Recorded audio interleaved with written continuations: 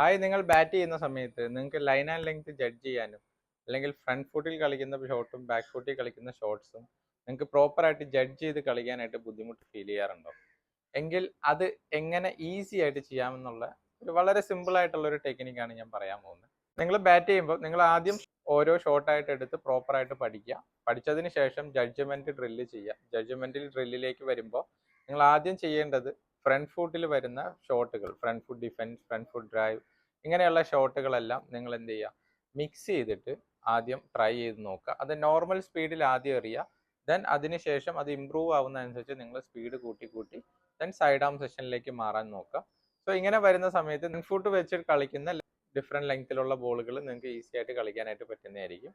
Then അത് improve ആയി കഴിയുമ്പോൾ നിങ്ങൾക്ക് നേരെ ബാക്ക് ഫുട്ട് ഷോട്ടുകൾ ഫോക്കസ് ചെയ്യാം. ബാക്ക് ഫുട്ടിലെ ഓരോ ഷോട്ടായിട്ട്, ഇപ്പോൾ കട്ട് ഷോട്ട്, ഫുൾ ഷോട്ട്, ഇങ്ങനെയുള്ള ഷോട്ടുകളെല്ലാം നിങ്ങൾക്ക് സെപ്പറേറ്റ് ആയിട്ട് പഠിക്കുക. അതിനുശേഷം വൺസ് ഷോട്ടുകളെല്ലാം കോൺഫിഡൻ്റ് ആയി കഴിഞ്ഞാൽ നിങ്ങൾക്ക് നേരെ ബാക്ക് ഫുട്ട് ഷോട്ടുകളുടെ ജഡ്ജ്മെൻറ്റ് നിങ്ങൾക്ക് ചെയ്യാവുന്നതാണ്.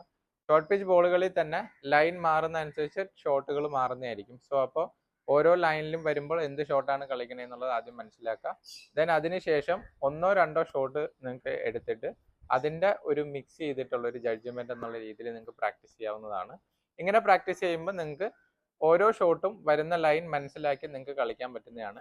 ഇങ്ങനെ രണ്ട് ഷോട്ടുകൾ നിങ്ങൾക്ക് പ്രാക്ടീസ് ചെയ്യാം. അതിനുശേഷം ഷോർട്ട് പിച്ച് ലെങ്ത് നിങ്ങൾക്ക് കോൺഫിഡൻ്റ് ആയി കഴിഞ്ഞ് കഴിഞ്ഞാൽ നിങ്ങൾക്ക് ചെയ്യാൻ പറ്റുന്ന വേറൊരു സെഷനാണ് മെറിറ്റ് ഓഫ് ദി ബോൾ എന്ന് പറയുന്നത്.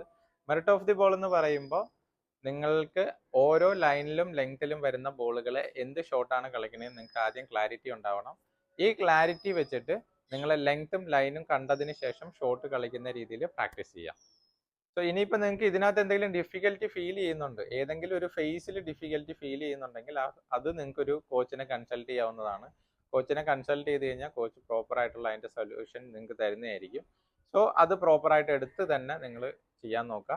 എപ്പോഴും ഞാൻ റെക്കമെൻഡ് ചെയ്യുക, എപ്പോഴും നിങ്ങളൊരു കോച്ചിൻ്റെ സജഷനോട് കൂടിയായിരിക്കണം നിങ്ങളുടെ പ്രാക്ടീസ് എപ്പോഴും ചെയ്യേണ്ടത്. കാര്യം നിങ്ങൾക്ക് ആസ് എ പ്ലെയർ നമ്മൾ ചെയ്യുന്ന കാര്യങ്ങളെല്ലാം ഏറ്റവും പെർഫെക്റ്റ് ആണ് എന്ന് നമുക്ക് ഫീൽ ചെയ്യുന്ന ചിലപ്പോൾ അങ്ങനെ ആവണമെന്നില്ല. സോ അത് പ്രോപ്പറായിട്ട് മനസ്സിലാവണമെന്നുണ്ടെങ്കിൽ അത്രയും എക്സ്പീരിയൻസ് ആയിട്ടുള്ള കോച്ചസിന് മാത്രമായിരിക്കും അത് മനസ്സിലാവുക. നിങ്ങൾ ചെയ്യുന്ന ഒരു ചെറിയ മൈന്യൂട്ട് മിസ്റ്റേക്ക് മതി നിങ്ങളുടെ കളീനെ നല്ലപോലെ ബാധിക്കാനായിട്ട്. സോ അത് പ്രോപ്പറായിട്ട് മനസ്സിലാവുന്നത് ഒരു കോച്ചിന് മാത്രമാണ്. അപ്പോൾ ഈ പറഞ്ഞ കാര്യങ്ങളൊക്കെ നിങ്ങളുടെ പ്രാക്ടീസിൽ ആഡ് ചെയ്ത് നോക്കുക. എന്നിട്ട് എന്താണ് നിങ്ങൾക്ക് ഫീൽ ചെയ്യുന്നത് എന്നുള്ളത് നിങ്ങൾക്ക് എന്നോട് ഷെയർ ചെയ്യാവുന്നതാണ്. സോ നെക്സ്റ്റ് ഒരു വീഡിയോയുമായിട്ട് അടുത്ത ദിവസം വരുന്നതായിരിക്കും. ബൈ.